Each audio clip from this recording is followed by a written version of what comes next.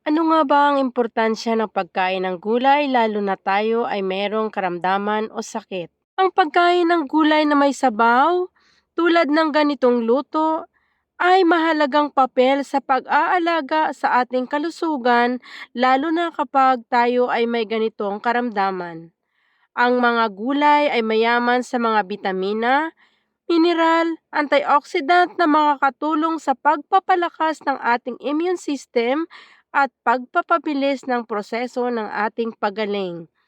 Ang sabaw ng gulay naman ay nagbibigay ng additional hydration at nutrients na makakatulong sa pagbalanse ng fluid sa ating katawan na habang tayo ay may sakit. Ang okra ay mayaman ito sa vitamin C na tumutulong sa pagpapalakas ng ating immune system. Meron din itong vitamin E, isa itong antioxidant na nagbibigay protection sa ating mga cells laban sa oxidative stress.